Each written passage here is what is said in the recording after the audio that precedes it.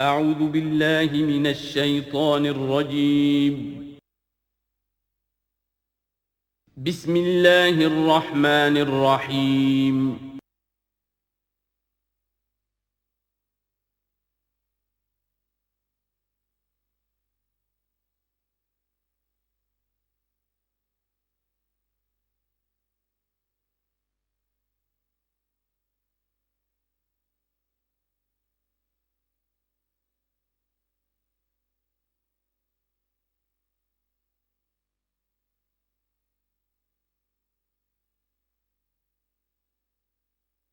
اعوذ باللہ من الشیطان الرجیم بسم اللہ الرحمن الرحیم الف لام میم ذالک الکتاب لا ریب فیہ صدق اللہ العظیم۔ الف لام میم حروف مقطعات ہیں جن کے بارے میں عرض کر چکا ہوں۔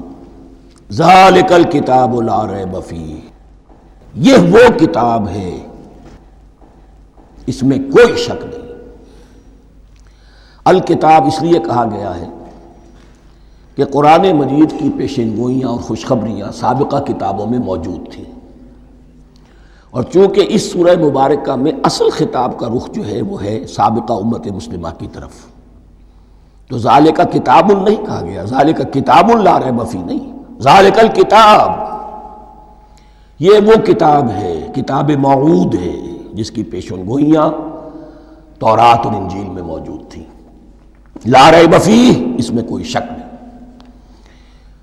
حرف اورا ریب نئے، تبدیل نئے، یہی الفاظ آئے ہیں سورہ سجدہ کے شروع میں بھی، الف لام میم تنزیل الکتاب لا ریب فیہ رب العالمین، لا ریب فیہ من رب العالمین، فیہ ھدی للمتقین۔ فیہ دونوں طرف مل سکتا ہے، لا ریب فیہ اسے معانقہ کہتے ہیں، لا ریب فیہ پڑھیں گے تو ہدن سے شروع کر دیں گے، لا ریب پر ختم کر دیں گے تو فیہ ہدن للمتقین، یہ دونوں معنی درست ہوں گے۔ ہدن للمتقین یہ ہدایت ہے، رہنمائی ہے اہل تقویٰ میں جو بچنا چاہیں۔ تقویٰ کا اصل مفہوم سمجھ لیجئے، وقا یقی کسی کو بچانا، تقویٰ خود بچنا۔ جن لوگوں کے اندر فطرت سلیمہ ہوتی ہے ان میں اخلاقی حس موجود ہوتی ہے، وہ بری چیز سے بچنا چاہتے ہیں، بھلی کو حاصل کرنا چاہتے ہیں، وہ لوگ ہیں کہ جو گویا کہ اس قرآن کا اصل مخاطب ہے، وہی اس سے استفادہ کر سکیں گے۔ الذین یؤمنون بالغیب، اب ان کے کچھ اوصاف، یہ اصل میں بہت زیادہ واضح ہوتا ہے تعویل خاص کے اعتبار سے کہ دیکھ لو درخت کو اپنے پھل سے پہچانتے ہیں، اس قرآن کے پھل موجود ہیں نا، یہ ابو بکر اور عمر اور عثمان اور علی کون ہیں؟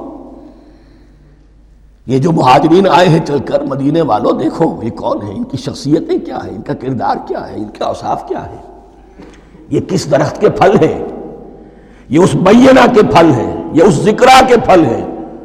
بینہ رسول من اللہ یتلو صحفا مطہرۃ فیہا کتب قیمہ، یہ اس شجرہ مبارکہ کے پھل ہیں، دیکھ لو ان کے کیا شب و روز ہے۔ الذین یؤمنون بالغیب، جو غیب پر ایمان رکھتے ہیں۔ تعویل عام کے اعتبار سے اس کا بہت اہم مفہوم ہوگا، جو یہ طے کر لے کہ سوائے مادے کی دنیا کے مجھے اس سے آگے جانا ہی نہیں، unless I can verify۔ آپ کو معلوم ہے کہ میٹیریل جو حقائق ہے وہ تو آپ ویریفائی کر سکتے ہیں، آنکھ سے دیکھ سکتے ہیں، کان سے سن سکتے ہیں، ویریفائڈ ہے۔ جو یہ سمجھ لے گا کہ اس کے بیونڈ کچھ نہیں ہے، اس کے لیے قرآن میں کوئی ہدایت نہیں۔ ہدایت قرآنی کا نقطہ آغاز یہ ہے کہ انسان یہ سمجھ لے کہ جو اصل حقیقت ہے وہ مستور ہے، نگاہوں سے چھپی ہوئی ہے، سامنے جو کچھ نظر آ رہا ہے۔ ایک انگلستان کے بہت بڑے فلسفی کی کتاب کا عنوان ہے appearance and reality, reality and appearance, Bradley کی کتاب۔ اپیئرنس جو کچھ نظر آ رہا ہے یہ حقیقت نہیں، حقیقت اس کے پیچھے ہے۔ اور کنفیوشس کا ایک جملہ ہے جو بہت بڑا حکیم اور فلسفی تھا، چین کا بہت بڑا حکیم اور فلسفی، اور ہو سکتا ہے کہ نبی ہو، واللہ عالم، ہم کہہ نہیں سکتے۔ اس کی تعلیم بڑی اخلاقی تعلیم ہے، اور اس کا جملہ سنیے، یہ یؤمنون بالغیب کی اس سے زیادہ صحیح تشریح ممکن نہیں ہے۔ There are certain things, there's nothing more real than what cannot be seen. And there's nothing more certain than what cannot be heard. وہ حقائق جو آنکھوں سے نہیں دیکھے جا سکتے اور کانوں سے نہیں سنے جا سکتے، ان سے زیادہ یقینی اور واقعی حقائق اور کوئی نہیں. There's nothing more real than what cannot be seen, and there's nothing more certain than what cannot be heard. الذین یؤمنون بالغیب ویقیمون الصلاۃ، نماز قائم کرتے ہیں. ومما رزقناہم ينفقون، اور جو کچھ ہم نے انہیں دیا ہے اس میں سے خرچ کرتے ہیں، خیر میں، بھلائی میں، نیکی میں، ابنائے نو کی حاجات کو رفع کرنے میں، لوگوں کی تکلیفیں دور کرنے میں، خود اللہ کے لیے، اللہ کی رضا جوئی کے لیے، اللہ کو قرض حسنہ دیتے ہوئے. والذین یؤمنون بما انزل الیک وما انزل من قبلک، اور وہ کہ جو ایمان رکھتے ہیں اس پر بھی جو آپ پر نازل کیا گیا ہے محمد صلی اللہ علیہ وسلم، اور اس پر بھی کہ جو آپ سے پہلے نازل کیا گیا. یہ بہت اہم الفاظ ہیں، اس لیے کہ عام طور پر آج کل ہمارے ہاں یہ خیال پھیلا ہوا ہے کہ یہ تورات اور انجیل کے پڑھنے کا کوئی فائدہ نہیں، کوئی ضرورت نہیں. کوئی ضرورت نہیں کی حد تک تو شاید بات صحیح ہو، لیکن کوئی فائدہ نہیں، یہ بالکل غلط ہے. یہ ابتدا ہے قرآن کی، اور کس قدر اہتمام کے ساتھ کہا جا رہا ہے. ایمان صرف قرآن پر نہیں، اس پر بھی کہ جو اس سے پہلے نازل کیا گیا. اور سورہ نساء کی آیت، اور سورہ نساء نازل ہوئی ہے کہیں جا کر سن 6 ہجری میں. یا ایھا الذین آمنوا آمنوا باللہ ورسولہ والکتاب الذی نزل علی رسولہ والکتاب الذی انزل من قبل. تو اس سے ایمان جو ہے تورات پر اور انجیل پر اور زبور پر اور صحف ابراہیم پر، اجمالی ایمان کی جو اہمیت ہے اس کو اچھی طرح سمجھ لیجیے. البتہ یہ ہے کہ چونکہ ہم سمجھتے ہیں اور جانتے ہیں کہ ان کتابوں میں تحریف ہو گئی ہے، لہذا ان کتابوں کی کوئی شے قرآن پر حجت نہیں ہوگی. جو چیز قرآن سے ٹکرائے گی ہم اس کو رد کر دیں گے. ان کتابوں کی کسی شے کو دلیل کے طور پر نہیں لائیں گے. لیکن جہاں قرآن مجید کی کسی بات کی نفی نہ ہو رہی ہو تو بہت سے حقائق ہمیں ان کتابوں ہی سے ملتے ہیں. انبیاء کے مابین جو زمانی ترتیب ہے، کرونالوجیکل آرڈر جو ہے، وہ تو ہمیں تورات سے ملتا ہے، قرآن میں تو نہیں. قرآن میں کبھی حضرت نوح کا ذکر بعد میں ہے، حضرت موسیٰ کا پہلے. وہاں تو کسی اور پہلو سے ترتیب آتی ہے، لیکن وہاں ہمیں تاریخ ملتی ہے ابراہیم کی، اسحاق کی، یعقوب کی، انبیاء بنی اسرائیل کی، موسیٰ کی، عیسیٰ کی. یہ ساری چیزیں تو اس کی اہمیت جو ہے اس کو سمجھ لیجئے. والذین یؤمنون بما انزل الیک وما انزل من قبلک وبالآخرۃ ھم یوقنون، آخرت پر وہ یقین رکھتے ہیں. نوٹ کرنے والی بات کیا ہے کہ باقی سب چیزوں کے لیے لفظ ایمان آیا، آخرت کے لیے ایقان. کیوں؟ واقعہ یہ ہے کہ انسان کے عمل کے اعتبار سے سب سے زیادہ مؤثر شے ایمان بالآخرہ ہے. ایمان بالآخرہ ہے تو عمل سیدھا رہے گا کہ ہاں مجھے جواب دہی کرنی ہے، جانا ہے، اٹھنا ہے، اللہ کے حضور حاضری ہے. اگر یہ یقین ہے تو عمل صحیح ہوگا. اس میں کمی ہو گئی تو توحید جو ہے وہ بھی بس ایک عقیدہ، ایک ڈوگما بن کے رہ جائے گی. ایمان بالرسالت بھی بدعات کو جنم دے گا. عید میلاد نبی منا لیجئے اور کچھ عشقیہ اشعار کہہ دیجئے، نعتیہ اشعار کہہ دیجئے، اللہ اللہ خیر صلی اللہ، یہ ایمان بالرسالت کے مظہر ہوں گے. عمل انسان کا درست ہوتا ہے آخرت کے یقین کے ساتھ. وبالآخرۃ ھم یوقنون، آخرت پر انہی کا یقین ہے، انہی کا یقین ہے. یہ حصر بھی ہے اس اعتبار سے کہ یہودی میں مدعی تھے کہ ہم آخرت پر یقین رکھتے ہیں، یہاں کنٹراسٹ دکھایا جا رہا ہے، آخرت پر یقین رکھنے والے یہ لوگ ہیں. اور تعویل خاص کے اعتبار سے وہ لوگ موجود ہیں تمہاری نگاہوں کے سامنے. 13 برس کی محنت کی کمائی محمد الرسول اللہ صلی اللہ علیہ وسلم کی، اس کتاب کی، یتلو علیہم آیاتہ ویزکیہم ویعلمہم الکتاب والحکمہ، اس کا جو نتیجہ ہے وہ تمہارے سامنے. اولئک علی ھدی من ربہم، یہ وہ لوگ ہیں جو اپنے رب کی طرف سے ہدایت پر ہیں. وہ ابتدائی ہدایت بھی ان کے پاس تھی اور یہ تکمیلی ہدایت بھی، قرآن پر بھی ان کا یقین پورا ہے اور محمد کا اتباع بھی وہ کر رہے ہیں۔ وَأُولَٰئِكَ هُمُ الْمُفْلِحُونَ، اور یہی وہ لوگ ہیں جو فلاح پانے والے ہیں۔ فلاح کا لفظ بھی قرآن مجید کی بڑی اہم اصطلاح ہے، منزل مراد کو پہنچ جانا، کسی باطنی حقیقت کا عیا ہو جانا۔ اسی لیے اس پر پھر گفتگو انشاءاللہ ہوگی سورہ مومنون کے شروع میں، لیکن یہ کہ فلاح پانے والے، کامیاب ہونے والے اصل میں یہی لوگ ہیں۔ تو گویا کہ تعویل خاص میں صحابہ کرام کی طرف اشارہ ہو گیا، تعویل عام میں ہر شخص کو بتا دیا گیا اگر قرآن کی ہدایت سے مستفید ہونا ہے تو یہ اوصاف اپنے اندر پیدا کرو۔ اب دوسرا گروہ، ان الذین کفروا سواء علیہم انذرتہم ام لم تنذرہم لا یؤمنون، یقیناً جن لوگوں نے کفر کیا، اور یہاں مراد کیا ہے؟ جو کفر پر اڑ گئے ہیں۔ اس کو ہم تعویل عام میں نہیں لے سکتے، اس لیے کہ اگر تو ہم اس کو عام میں لے لیں گے تو اس کے معنی تو یہ ہوں گے جس شخص نے کسی وقت کفر کیا اب وہ ہدایت پر آ ہی نہیں سکتا۔ نہیں، یہ بات نہیں ہے۔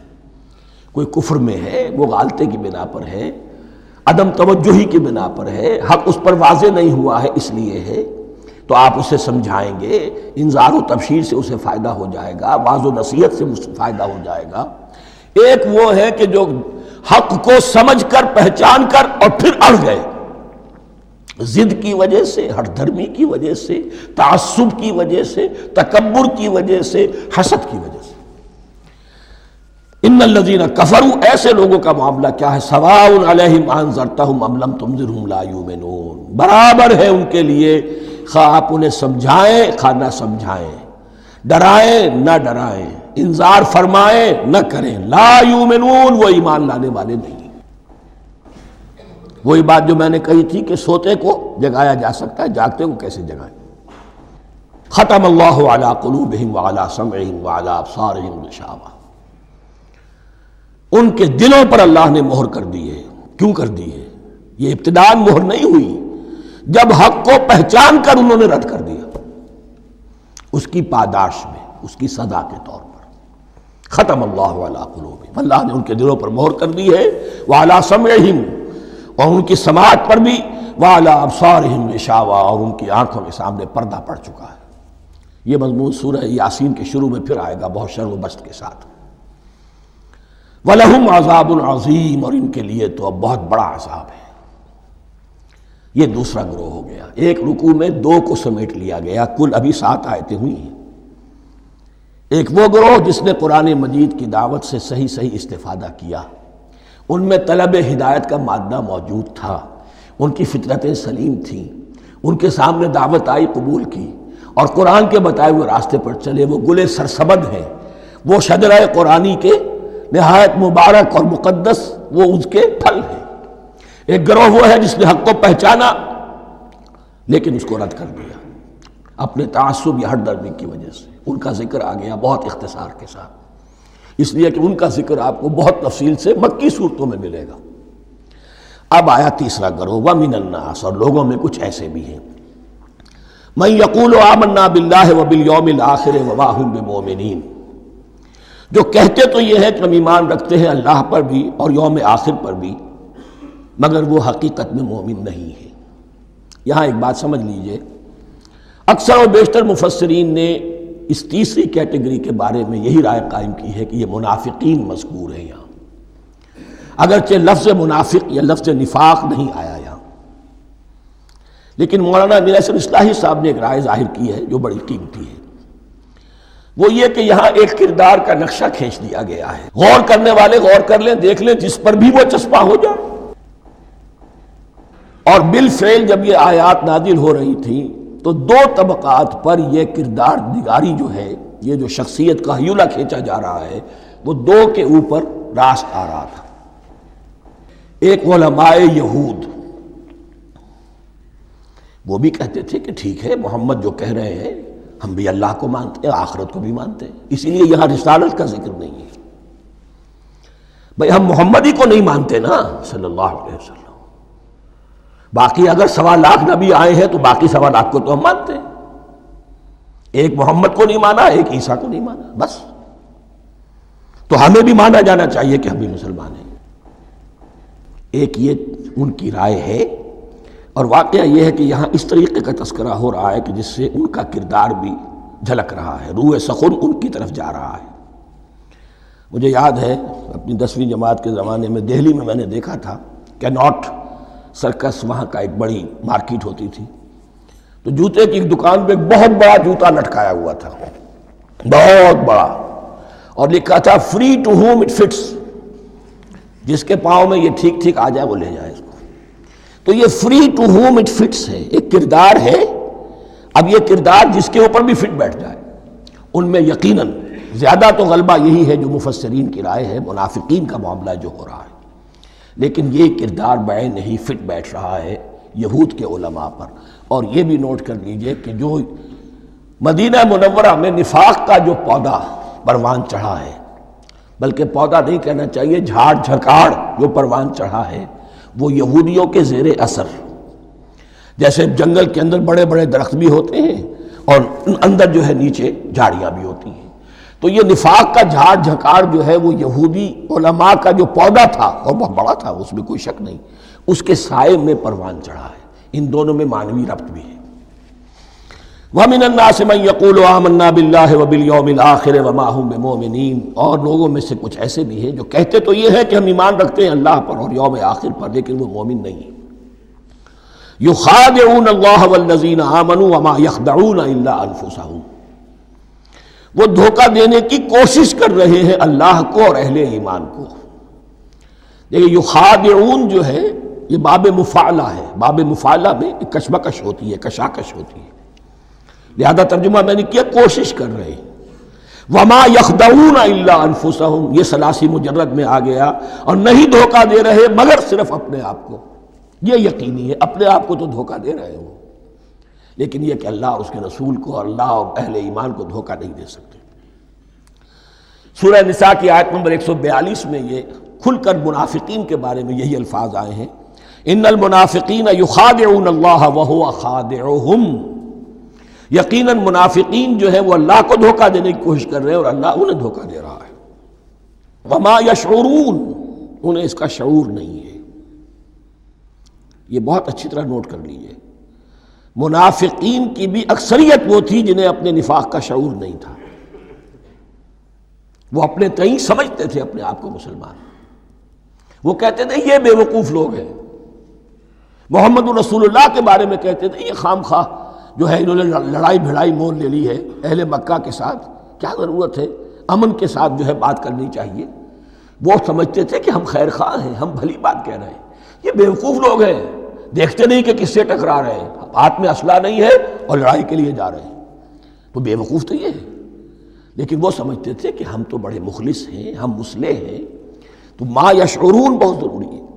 بعض لوگ منافق ایسے بھی تھے کہ جو اسلام میں داخل ہی ہوتے تھے دھوکہ دینے کی خاطر، اور ان پہ پہلے دن سے واضح ہوتا تھا کہ ہم مسلمان نہیں ہیں، ہم نے اسلام کا لبادہ اوڑھا ہے صرف دھوکے کے لیے۔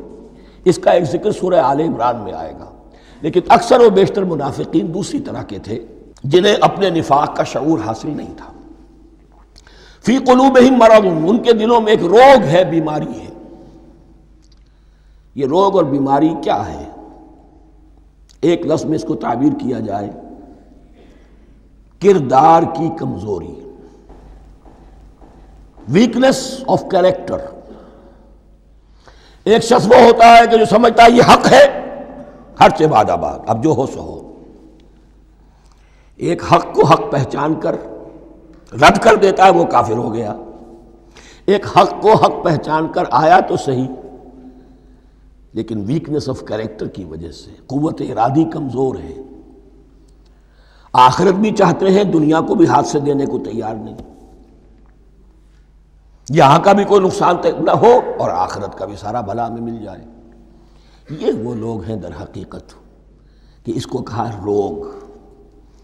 فی قلوبہم مرض فزادہم اللہ مرضا، تو اللہ نے ان کے مرض میں اضافہ کر دیا۔ یہ اللہ کی سنت ہے، آپ حق پر چلنا چاہیں حق کا راستہ آپ کے لیے آسان کر دے گا، آپ برائی کی طرف جانا چاہیں بڑی سے بڑی برائی آپ کے لیے ہلکی ہوتی چلی جائے گی، کوئی خاص بات ہی نہیں، چلو یہ بھی کر گزرو، جب یہ کر لیا تو یہ بھی کر گزرو۔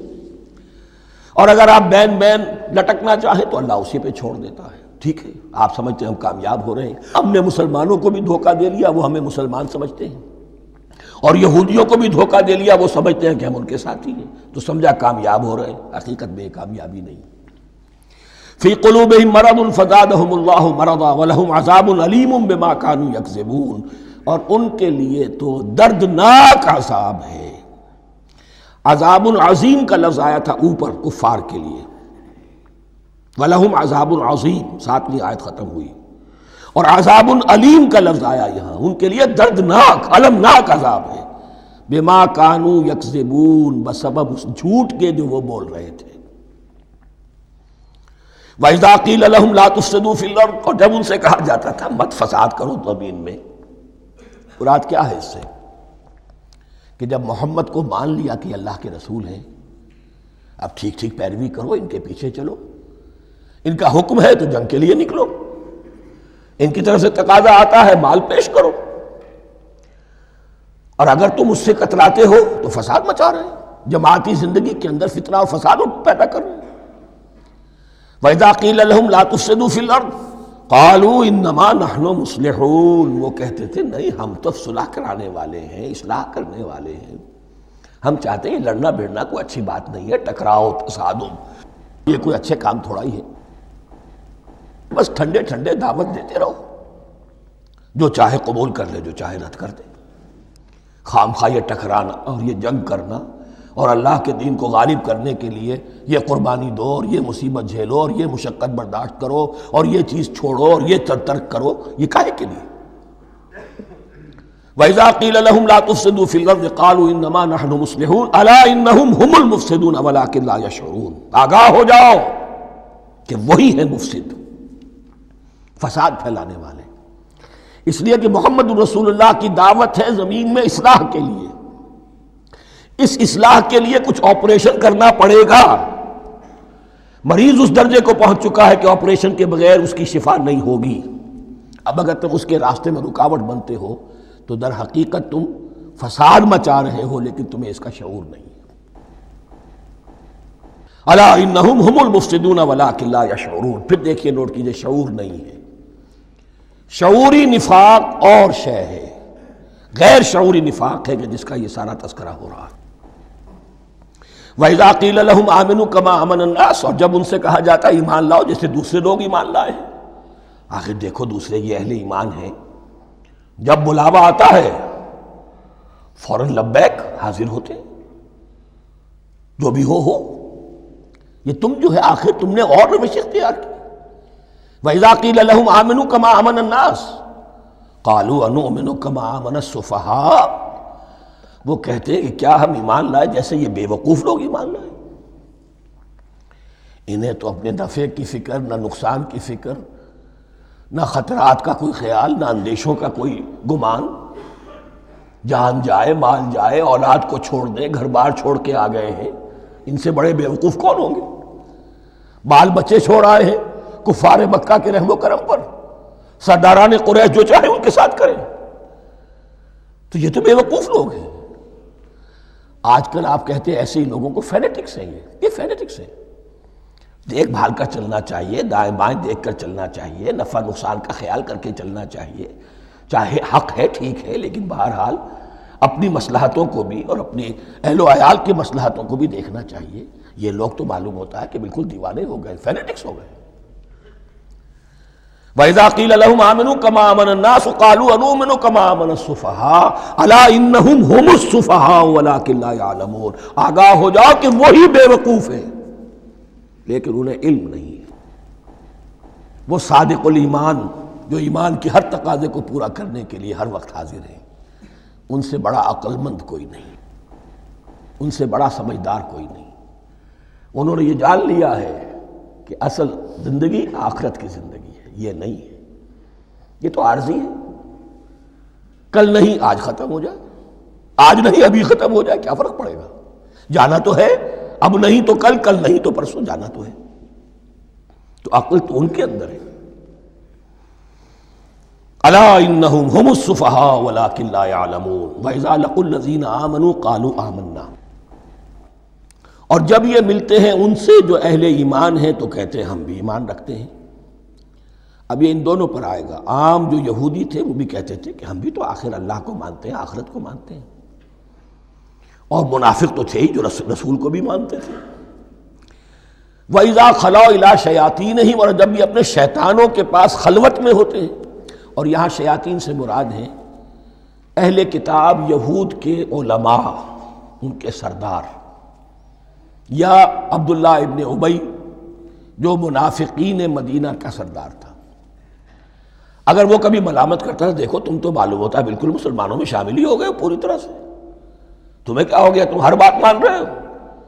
اب انہیں یہ کچھ نہ کچھ اپنی وفاداری کا یقین دلانے کے لیے کہنا پڑتا تھا، نہیں ہم انہیں بیوقوف بنا رہے ہیں، ہم ان سے ذرا تمسخر کر رہے ہیں، ہم ہیں آپ کے ساتھ ہی، آپ فکر نہ کریں۔ اسی لیے یہ دو منہ ہونا، نفق کہتے ہیں سرنگ کو جس کے دو دروازے ہوتے ہیں، باقی زیر زمین ہے۔ نافقہ گوہ کا بل ہے کہ دو دروازے رکھتا ہے، دو اس کے منہ رکھتا ہے کہ ادھر سے اگر کتا داخل ہو جائے شکار کے لیے تو ادھر سے نکل بھاگے، ادھر سے آئے تو ادھر سے نکل بھاگے۔ تو دو منہ انسان، یہ در حقیقت جس کو پھر سورہ نساء میں کہا گیا لا الہ ہؤلاء ولا الہ ہؤلاء، نہ ادھر کے ہیں نہ ادھر کے، مذبذبین بین ذالک، اس کے درمیان مذبذب ہو کر رہ گئے۔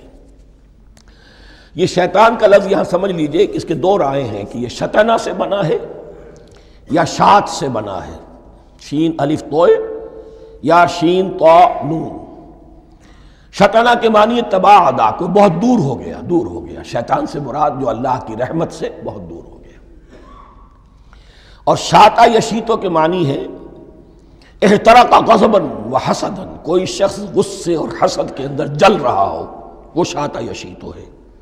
اس سے فعلان کے وزن پر، رحمان کے وزن پر، غضبان کے وزن پر شیطان، یعنی وہ کہ جو حسد اور غضب کی آگ میں جل رہا ہے۔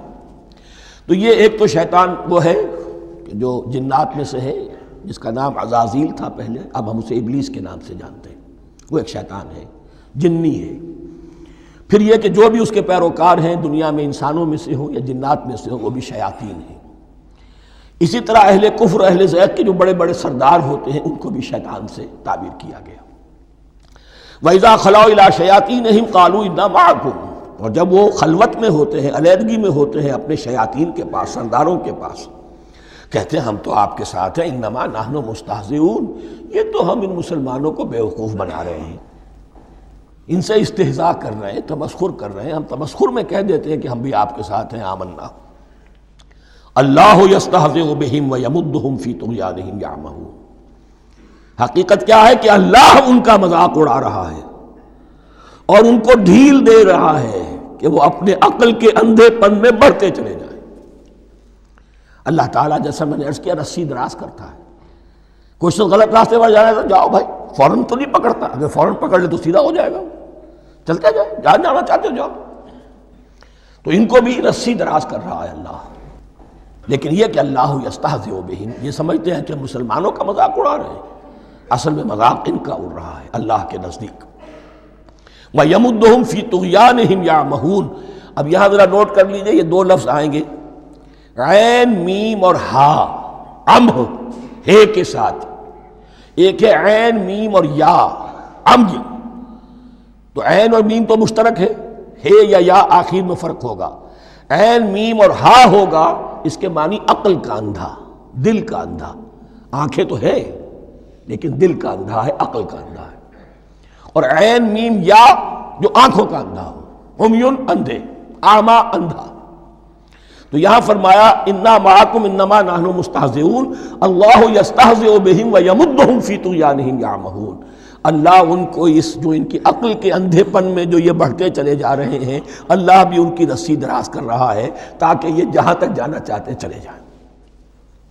اولئک الذین اشتروا الضلالۃ بالہدی، یہ وہ لوگ ہیں کہ جنہوں نے ہدایت کے عوض گمراہی خرید لی ہے۔ دیکھیے بڑا پیارا انداز ہے یہ، ایک شخص کے سامنے دونوں آپشنز تھے، ایک نے گمراہی کو چھوڑا، ہدایت لے لی، چاہے قیمت دینی پڑی، تکلیفیں اٹھانی پڑی، آزمائشوں میں سے گزرنا پڑا، قربانیاں دینی پڑی، ہدایت لی۔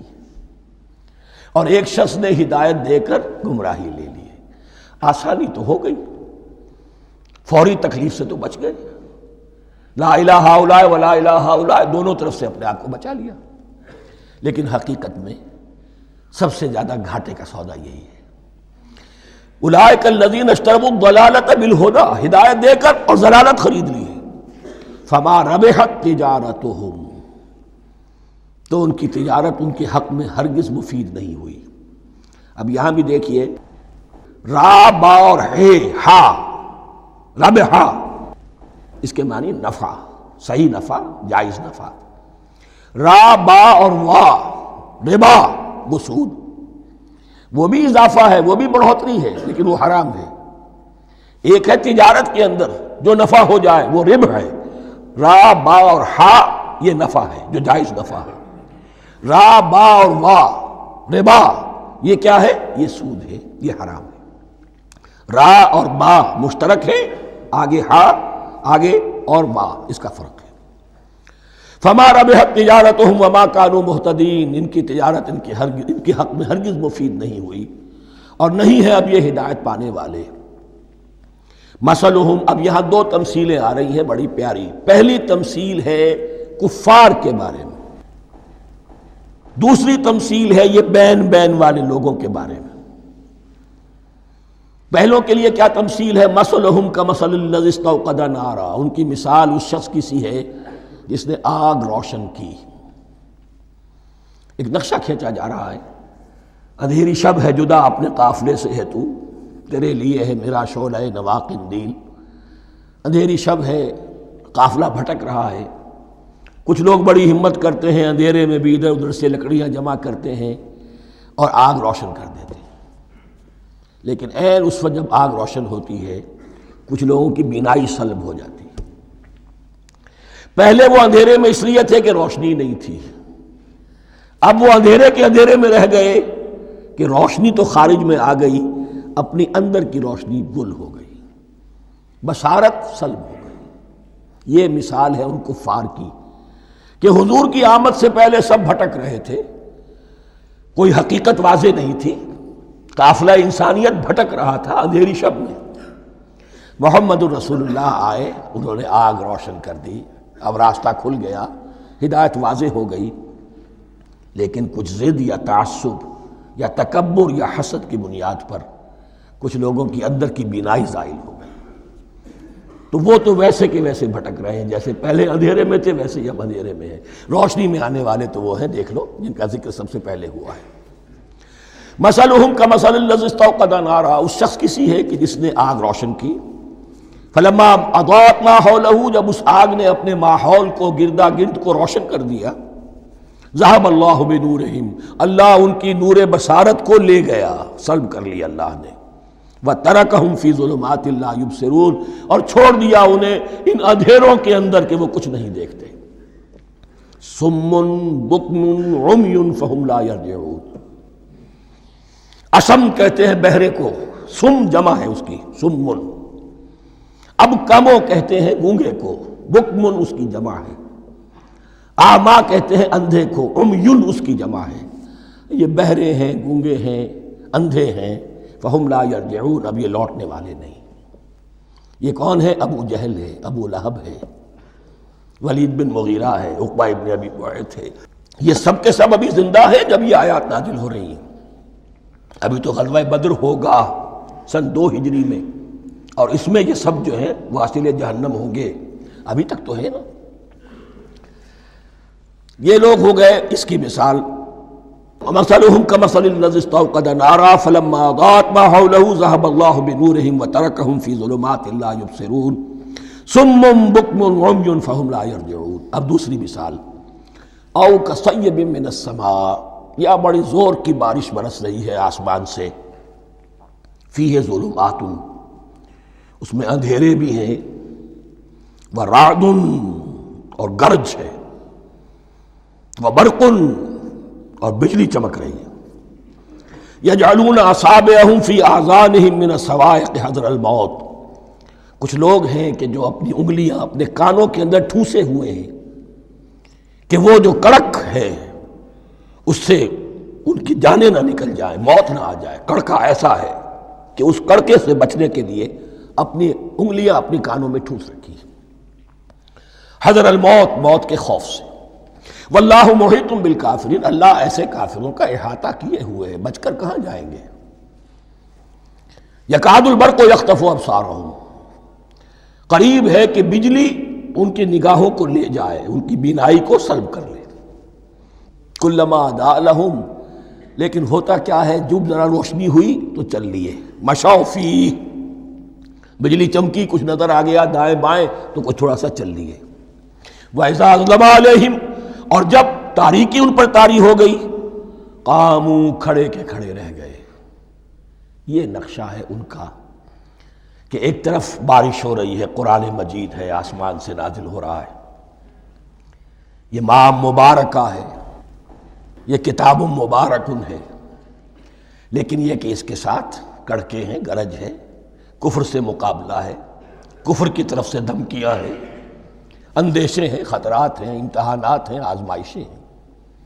ذرا کہیں حالات کچھ بہتر ہوئے، کچھ جسے بریدنگ سپیس کہتے ہیں ملی تو تھوڑا سا چل لیے۔ ہم بھی مسلمان ہیں، کوئی خاص موقع نہیں ہے، کسی جنگ کے لیے بلایا نہیں جا رہا ہے تو بڑھ چڑھ کے باتیں کر رہے ہیں، اپنے ایمان کا اظہار بھی کر رہے ہیں۔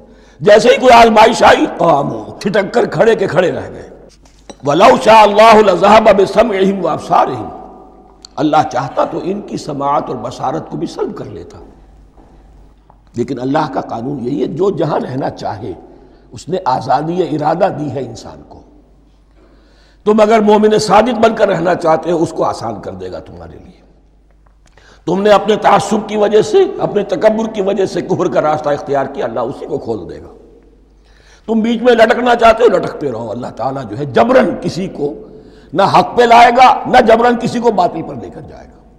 اس لیے کہ جبر اگر ہو تو پھر امتحان کا معاملہ ختم، پھر جزا و سزا بیکار ہے، غیر منطقی ہے، غیر معقول ہے۔ ان اللہ علی کل شیء قدیر، یقیناً اللہ تعالیٰ ہر چیز پر قادر ہے۔ یہ دو رکوع اس اعتبار سے کہ انسانی شخصیتوں کا سمجھنا، اور جیسا کہ میں نے عرض کیا، تعویل عام ذہن میں رکھیے، جب بھی کبھی کوئی دعوت حق اٹھے گی، اگر وہ واقعتاً کل کے کل حق کی دعوت ہے اور اس میں انقلابی رنگ ہے کہ باطل سے پنجہ آزمائی کرنی ہے، باطل کو نیچا دکھانا ہے، حق کا غلبہ کرنا ہے، تو یہ تین قسم کے افراد لازماً ہمیشہ وجود میں آ جائیں گے۔ ان کو پہچاننا، ان کے کردار کی جو اصل جو اس کے پیچھے پس منظر ہے اس کو جاننا بہت ضروری ہے۔ اب جو تیسرا رکوع آ رہا ہے سورہ بقرہ کا، اس میں قرآن کی دعوت کا خلاصہ ہے۔ قرآن کیا ماننے کی دعوت دیتا ہے، اس کی پکار کیا ہے۔ جیسا کہ میں عرض کر چکا ہوں، 2/3 قرآن پہلے نازل ہو چکا ہے، پس منظر میں ہے۔ ہمارے لیے اس ترتیب مصحف کے اعتبار سے وہ قرآن بعد میں آئے گا، ترتیب نزول کے اعتبار سے وہ پس منظر میں موجود ہے، لیکن چونکہ یہاں پر مصحف کے اندر یہاں سے آغاز کیا جا رہا ہے، لہذا اس کا خلاصہ جو ہے لب لباب یہ ایک رکوع میں، اور قرآن کے فلسفے کا اور اس کے بعض نہایت ہی اہم جو موضوعات ہیں اور مسائل ہیں ان کا ذکر پھر چوتھے رکوع میں۔ ابھی ہم تیسرا رکوع پڑھ رہے ہیں۔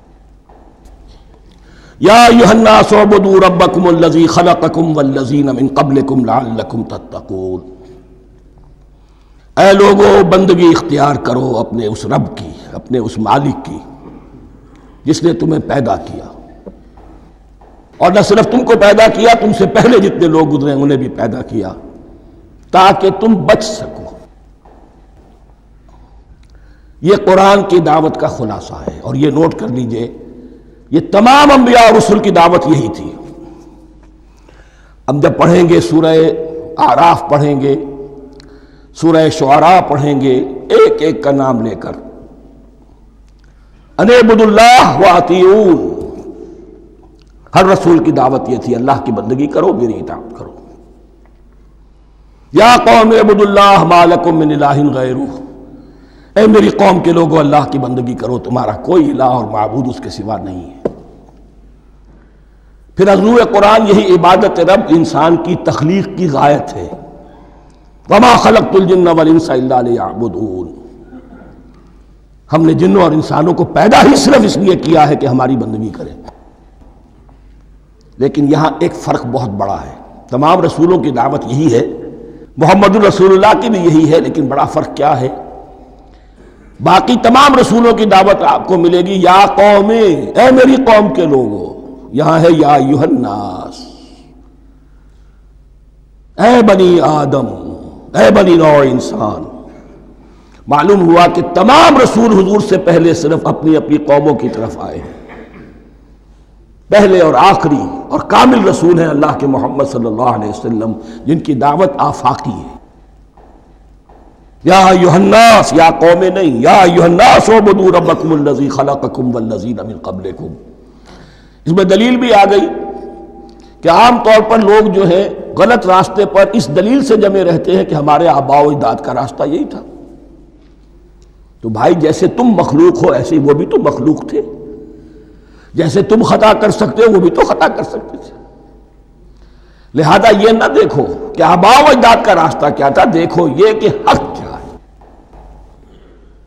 لعلکم تتقون، تاکہ تم بچ جاؤ، دنیا میں افراط و تفریط کے دھکوں سے بچ جاؤ گے، آخرت میں اللہ کے عذاب سے بچ جاؤ گے۔ ان دونوں سے اگر بچنا ہے تو اللہ کی بندگی کی روش اختیار کرو۔ اچھا کس رب کی؟ الذی جعل لکم الارض فراشا والسماء بناء، جس نے تمہارے لیے زمین کو فرش بنا دیا اور آسمان کو چھت بنا دیا۔ وانزل من السماء ماء، اور آسمان سے پانی برسایا۔ فاخرج بہ من الثمرات رزقا لکم، اور پھر اس پانی کے ذریعے سے زمین سے میووں کی شکل میں، پیداوار کی شکل میں تمہارے لیے رزق اگایا۔ فلا تجعلوا للہ اندادا وانتم تعلمون، تو ہرگز نہ اللہ کا مد مقابل کسی کو ٹھہراؤ جانتے بوجھتے۔ وانتم تعلمون کا ایک مطلب یہ بھی ہے کہ تم بھی مانتے ہو کہ اس کائنات کا خالق اللہ کے سوا کوئی نہیں۔ اہل عرب بھی مانتے تھے، جو ان کے دیوی دیوتا تھے وہ سمجھتے تھے کہ یہ اللہ کے اوتار ہیں، یا اللہ کے ہاں بہت یہ پسندیدہ ہیں، اللہ کے محبوب ہیں، اس کے اولیاء ہیں، اس کی بیٹیاں ہیں، لہذا یہ شفاعت کریں گے تو ہمارا بیڑا پار ہو جائے گا۔ ورنہ خالق وہ مانتے تھے اللہ ایک ہی ہے۔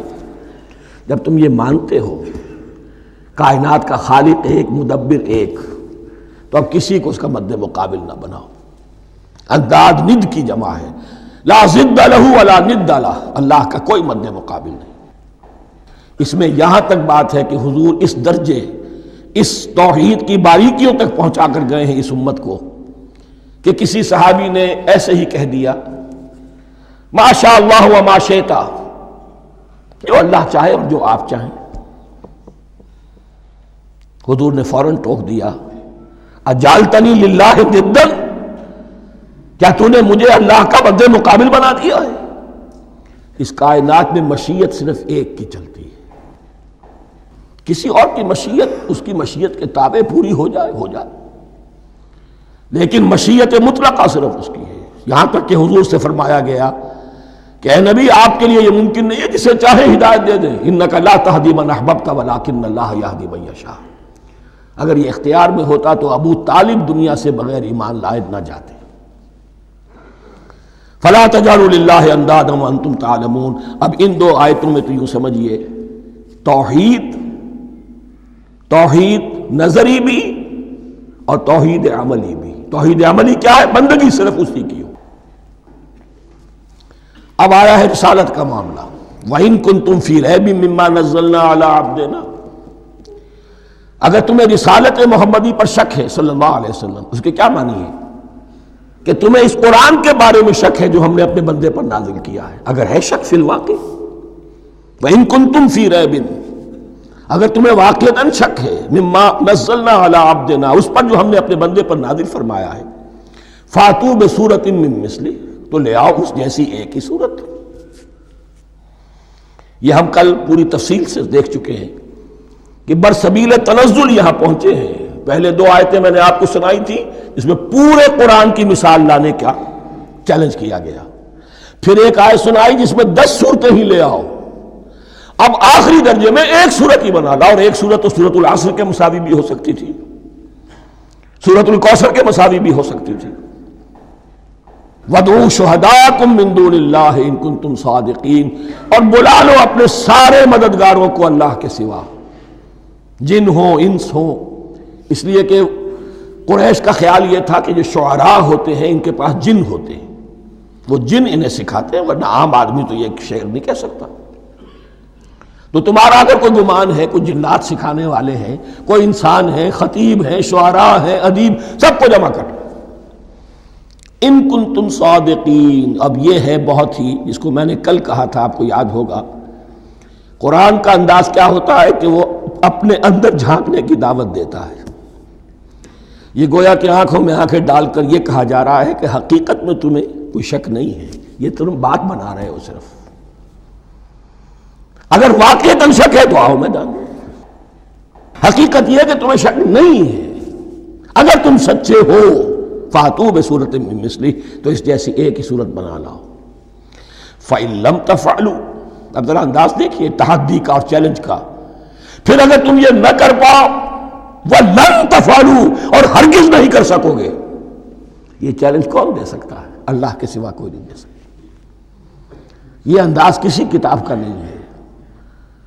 ذَلِكَ الْكِتَابُ لَا رَيْبَ فِيهِ، یہ کسی کا نہیں ہے. فَإِن لَمْ تَفْعَلُوا وَلَن تَفْعَلُوا، پھر اگر تم نہ کر پاؤ اور تم ہرگز نہیں کر پاؤ گے، فَاتَّقُوا النَّارَ الَّتِي وَقُودُهَا النَّاسُ وَالْحِجَارَةُ، تو ڈرو اس آگ سے جس کا ایندھن بنیں گے انسان اور پتھر. اعدت للکافرین، کافروں کے لیے تیار کر لی گئی ہے، بھڑکا دی گئی ہے. پتھروں کا ذکر خاص طور پر کیوں ہے؟ 2 اس کے امکانات ہیں. آپ کو معلوم ہے کہ وہ جو پتھر کا کوئلہ ہوتا ہے اس کی آگ بڑی سخت ہوتی تھی، عام جو ہمارا یہ لکڑی کا کوئلہ ہوتا ہے اس کے مقابلے میں. اور دوسرے یہ بھی کہ چونکہ انہوں نے جو معبود تراش رکھے تھے وہ پتھر کے ہوتے تھے، تمہارے ساتھ ہی تمہارے ان معبودوں کو بھی جھونکا جائے گا اور وہ بھی جلیں گے، تاکہ تمہاری حسرت کے اندر اضافہ ہو. ان سے ہم دعائیں مانگا کرتے تھے، ان کے سامنے ماتھے ٹیکتے تھے، ان کے سامنے ڈنڈوت کرتے تھے، ان کو چڑھاوے چڑھاتے تھے. اب یہاں گویا کہ ایمان باللہ، توحید، ایمان بالرسالت اور ایمان بالآخرت. فاتقوا النار التي وقودها الناس والحجارة اعدت للكافرين وبشر الذين آمنوا وعملوا الصالحات، اور بشارت دے دیجئے اے نبی ان لوگوں کو کہ جو ایمان لائے اور جنہوں نے نیک عمل کیے، ان لهم جنات تجری من تحتها الانہار، کہ ان کے لیے وہ باغات ہیں کہ جن کے دامن میں ندیاں بہتی ہوں گی. لفظی ترجمہ ہوگا جن کے نیچے ندیاں بہتی ہوں گی. مراد اس سے کیا ہے؟ عام فطری باغ وہ ہوتے تھے کہ جس میں ذرا اونچائی پر جو ہے درخت لگے ہوئے ہیں اور دامن میں ندی بہ رہی ہے، تو اس سے خود بخود جو ہے وہ اریگیشن، نیچرل اریگیشن ہو رہی ہے، درختوں کے جڑوں تک پانی پہنچ رہا ہے. بہرحال ترجمہ آپ لفظی کریں، ان کے نیچے ندیاں بہتی ہوں گی، یا یہ کہ جن کے دامن میں ندیاں بہتی ہوں گی. کلما رزقوا منها من ثمرۃ رزقا، جب بھی کبھی انہیں دیا جائے گا کوئی پھل رزق کے طور پر کھانے کے لیے جنت میں، قالوا هذا الذي رزقنا من قبل، وہ کہیں گے یہ تو وہی شے ہے جو ہمیں پہلے بھی ملتی تھی. اس کا ایک مفہوم یہ ہے، یہ جو نزل ہے، ابتدائی جو ہے دعوت ہے، ابتدائی ضیافت جو ہوگی اس میں وہی چیزیں کہ جو معروف ہے، جانی پہچانی ہے. یہ رمان، یہ دیکھیے یہ انار آ رہا ہے خوبصورت، یہ انگور ہے خوبصورت، یہ نخیل ہے، یہ نخل ہے، یہ رطب ہے، لیکن ذائقے کے کوئی نسبت و تناسب بھی نہیں ہوگا. وہ کہیں گے یہ وہی شے ہے جو ہمیں پہلے ملتی تھی. وَأُتُوا بِهِ مُتَشَابِهًا، مشابہ تو ہوگی وہ، لیکن ان کے ذائقے میں زمین و آسمان کا فرق ہوگا. اور ایک یہ بھی مفہوم لیا گیا کہ آخرت میں جنت میں بھی وہی میوے ملتے رہیں گے، لیکن ان کا ذائقہ بدلتا رہے گا. شکل وہ ہوگی لیکن ذائقہ وہی رہے گا کہ جس سے انسان کی پھر طبیعت بڑھ جاتی ہے ایک ہی شے کو کھاتے ہوئے. وَلَهُمْ فِيهَا أَزْوَاجٌ مُطَهَّرَةٌ، اور ان کے لیے ہوں گے اس میں بہت ہی پاک باز، نہایت پاک کی ہوئی بیویاں ہوں گی. ازواج مطہرۃ وہم فیہا خالدون، اور اس میں رہیں گے ہمیشہ ہمیش۔ یہ تو تین جو اصول ہیں دین کے دعوت ایمان، توحید اور رسالت اور معاد، ایمان باللہ، ایمان بالرسول، ایمان بالآخرہ۔ اب ذرا کچھ ضمنی مسائل ہیں کہ جو بعض کفار کی طرف سے، بعض معتزلین کی طرف سے پیش ہوتے تھے، وہ کبھی بھی اس چیلنج کا مقابلہ تو نہ کر سکے، میدان میں تو نہ آ سکے۔ یہ بالکل ایسی بات ہے جیسے کسی مصور کی تصویر پر اعتراض کرنے والے تو بہت تھے۔ جب کہا گیا کہ ذرا یہ لیجیے قلم، اس کو ٹھیک کر دیجیے، یہ برش آپ کے ہاتھ میں دیتا ہوں، اب سب پیچھے ہٹ گئے۔ تو کوئی صورت قرآن کے مقابلے میں لانا وہ تو ان کے لیے ممکن نہیں تھی، لیکن ادھر ادھر سے اعتراضات کرنے کے لیے جو زبانیں کھلتی تھی ان میں سے ایک اعتراض نقل کیا جا رہا ہے۔ وہ یہ تھا کہ وہ کہتے تھے کہ قرآن مجید میں مکھی کی تشبیہ آئی ہے، یہ تو بڑی حقیر سی شے ہے، اعلیٰ کلام ہو اور اعلیٰ متکلم ہو، وہ ایسی حقیر چیزوں کا تذکرہ نہیں کرتا۔ بیت العنکبوت، مکڑی کا بھی ذکر ہے قرآن مجید، اتنی حقیر شے کا، یہ کوئی اعلیٰ کلام نہیں۔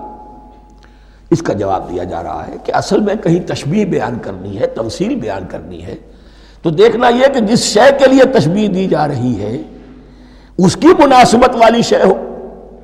شے کوئی بہت حقیر ہے تو کسی عظمت والی شے سے آخر کیسے تشبیہ دی جائے گی؟ وہ تو کسی حقیر شے سے ہی تشبیہ دی جائے گی، تو جو اصل مقصد ہے تشبیہ کا وہ پورا ہوگا۔ ان اللہ لا یستحیی ان یضرب مثلا ما بعوضۃ فما فوقہا، اللہ تعالیٰ کو تو اس میں کوئی جھجک نہیں ہے، کوئی شرم نہیں ہے کہ وہ مچھر کی مثال بیان کرے، تو اس سے اوپر، اب یا فوقہا میں دونوں معنی ہو جائیں گے، یعنی کمتر اور حقیر ہونے میں اس سے بھی بڑھ کر، یا یہ کہ اس سے اوپر کی کوئی شے، اس کی مثال دینے میں اللہ کو کوئی جھجک نہیں، اس لیے کہ مکھی بھی بہرحال مچھر سے تو ذرا بڑی شے ہے۔ اس معنی میں بھی ہو سکتا ہے فوقہا، اور فوقہا اس معنی میں بھی کہ اس سے بھی حقیر ہونے میں اس سے بھی بڑھ کر۔ فَأَمَّا الَّذِينَ آمَنُوا فَيَعْلَمُونَ أَنَّهُ الْحَقُّ مِن رَّبِّهِمْ، تو جو لوگ صاحب ایمان ہیں وہ جان لیتے ہیں کہ یہ حق ہے ہمارے رب کی طرف سے۔ وَأَمَّا الَّذِينَ كَفَرُوا، اور جنہوں نے کفر کیا ہے، فَيَقُولُونَ مَاذَا أَرَادَ اللَّهُ بِهَذَا مَثَلًا، یہ کیا مثال اللہ نے دی، کیا ارادہ ہوا اللہ کا اس مثال کے ذریعے سے؟ ناک بھوں چڑھا رہے ہیں، اعتراض کر رہے ہیں۔ اب جو آ رہا ہے اگلا جملہ وہ ہے بہت اہم، یضل بہ کثیرا ویہدی بہ کثیرا، اسی کے ذریعے سے اللہ بہتوں کو ہدایت دیتا ہے اور اسی کے ذریعے سے بہتوں کو گمراہ کرتا۔ معلوم ہوا کہ ہدایت اور گمراہی اور ہدایت اور ضلالت انسان کی سبجیکٹو کنڈیشن کے اوپر دار و مدار ہے اس کا۔ آپ کے دل میں خیر ہے، بھلائی ہے، نیت صحیح ہے، طلب ہدایت، طلب علم، اس میں آپ سچے ہیں، آپ کو ہدایت مل جائے گی۔ دل میں زیغ ہے، کجی ہے، نیت میں ٹیڑھ ہے، فساد ہے، تو اسی کے ذریعے سے اللہ آپ کی گمراہی میں اضافہ کر دے گا۔ یضل بہ کثیرا ویہدی بہ کثیرا، لیکن اللہ کا یہ کسی کو ہدایت دینا اور کسی کو ضلالت دینا علل ٹپ نہیں ہے، کسی قاعدے اور قانون کے بغیر نہیں ہے۔ وما یضل بہ الا الفاسقین، نہیں گمراہ کرتا وہ اس کے ذریعے سے مگر صرف سرکش لوگوں کو، جن میں سرکشی ہے، تعلی ہے، تکبر ہے، اور ان کے اوصاف کیا ہے؟ الذین ینقضون عہد اللہ من بعد میثاقہ، جو توڑ دیتے ہیں اللہ کے ساتھ کیے ہوئے عہد کو۔ اور سب سے بڑا عہد یہ سورہ اعراف میں چل کر آئے گا، عہد الست۔ عالم ارواح میں ہم عہد الست کر کے آئے، الست بربکم قالوا بلا، کیا میں ہی نہیں ہوں تمہارا رب؟ تمام ارواح نے، میں بھی تھا، آپ بھی تھے، سب تھے، کل انسان، جتنے انسان دنیا میں آج تک آ چکے ہیں وہ بھی تھے، اور جو آنے ہیں ابھی قیامت تک وہ بھی تھے، لیکن تھے صرف ارواح کی شکل میں، جسم نہیں تھے۔ اور یہ میں آپ کو بتا چکا ہوں، مکمل وجود ہے انسان کا روحانی وجود۔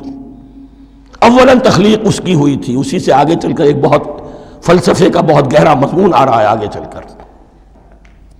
وہ جو عہد الست بربکم قالوا بلا، انہوں نے اس عہد کو توڑا، اللہ کو اپنا مالک اور خالق اور اپنا حاکم جاننے کی بجائے خود حاکم بن کر بیٹھ گئے۔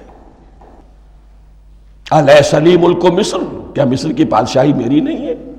I am the sovereign. We are sovereign. Popular sovereignty. بغاوت، سرکشی، فاسق۔ وما يضل به الا الفاسقين الذين ينقضون عهد الله من بعد ميثاقه ويقطعون ما امر الله به ان يوصل، اور کاٹتے ہیں وہ چیز جسے اللہ نے جوڑنے کا حکم دیا ہے۔ اللہ نے صلہ رحمی کا حکم دیا ہے، یہ قطع رحمی کرتے ہیں مال کی طلب میں، بھائی بھائی کو ختم کرتا ہے اس کے مال کو ہتھیانے کے لیے، اپنی ذاتی اغراض کے لیے تمام اخلاقی حدود جو ہے انسان پس و پیش ڈال دیتا ہے، اپنا تکبر، اپنے لیے تعلی۔ الذین، آپ دیکھیے نوٹ کیجئے، اس میں ہماری شریعت کا فلسفہ یہ ہے، ایک تعلق ہے اللہ کا بندے کے ساتھ، حقوق اللہ، ایک ہے بندوں کا بندوں کے ساتھ، حقوق العباد۔ اللہ کا حق کیا ہے؟ اسے حاکم اور مالک، اور حاکم سمجھو، الملک سمجھو، خود اس کے بندے بنو۔ انسانوں کا حق کیا ہے؟ کونوا عباد اللہ اخوانا، سب آپس میں بھائی بھائی اللہ کے بندے بن جاؤ۔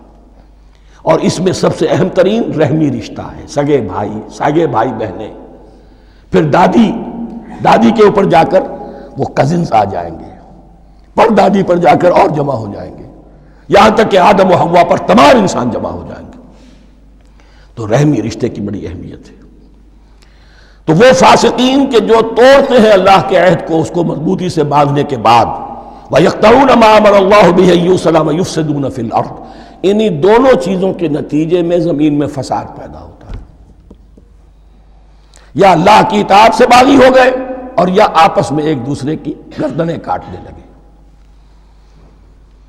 اولئک ھم الخاسرون، یہی لوگ ہیں جو بالآخر خسارے میں، آخری اور دائمی خسارے میں رہنے والے ہیں۔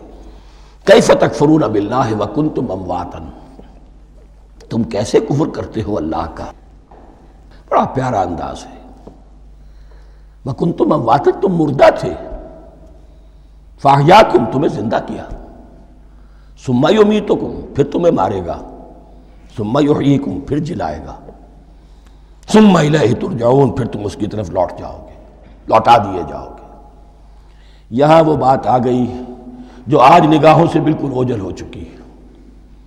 یہ ہم دنیا میں آنے سے پہلے مردہ تھے، کیا مانی؟ یہ مضمون آ کر اصل میں سورہ غافر یا سورہ مومن میں چل کر اس کی پوری وضاحت ہوگی، لیکن چونکہ یہاں تذکرہ ہو چکا ہے عہد الست کا، ہماری پہلی تخلیق ہوئی عالم ارواح میں، ارواح کی صورت میں، پھر ہمیں سلا دیا گیا، وہ ہماری پہلی موت تھی۔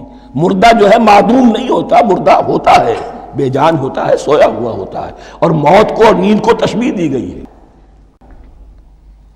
پھر ہمیں اس جسد کے ساتھ یہاں زندہ کیا گیا، پھر موت طاری ہوگی، پھر ہمیں زندہ کیا جائے گا۔ یہ آیت جیسا کہ میں نے عرض کیا بہت بڑی اور بڑی گہری حکمت اور فلسفہ قرآن کی آیت ہے۔ کیسے اللہ کا انکار کرتے؟ کنتم اموات، تم مردہ تھے، سوئی ہوئی ارواح کی شکل میں تھے، فاحیاکم، تمہیں جگایا اس جسد کے ساتھ، زندہ کیا، ثم یمیتکم ثم یحییکم، پھر تمہیں مارے گا، پھر جلائے گا، ثم الیہ ترجعون، پھر تم اس کی طرف لوٹا دیے جاؤ گے۔ اور اب اس کے بعد جو آخری آیت ہے، هو الذی خلق لکم ما فی الارض جمیعا، اس نے تمہارے لیے بنایا ہے جو کچھ بھی زمین میں ہے۔ اس میں خلافت کا مضمون آ گیا۔ حدیث میں آتا ہے انما الدنیا خلقت لکم وانتم خلقتم للآخرہ، یہ دنیا تمہارے لیے بنائی گئی ہے، تم آخرت کے لیے بنائے گئے ہو۔ هو الذی خلق لکم ما فی الارض جمیعا، اس لیے کہ اگلی آیت پھر آ رہی ہے خلافت کی آیت۔ سارا کچھ زمین میں یہ بستر جو بچھایا اور یہ کائنات کو، زمین کو سجایا تمہاری خلافت کے لیے۔ ثم استوى الى السماء فسواهن سبع سماوات، پھر وہ متوجہ ہوا آسمانوں کی طرف اور انہیں 7 آسمانوں کی شکل میں بنا دیا۔ جیسا کہ میں کل عرض کر چکا ہوں، یہ تاحال ابھی یہ آیات متشابہات میں سے ہے، 7 آسمانوں کی کیا حقیقت ہے ہم اس سے ابھی پورے طور سے واقف نہیں۔ وَهُوَ بِكُلِّ شَيْءٍ عَلِيمٌ، اور اسے ہر شے کا علم حقیقی حاصل ہے۔ بارک اللہ لی ولکم فی القرآن العظیم ونفعنی وإیاکم بالآیات والذکر الحکیم۔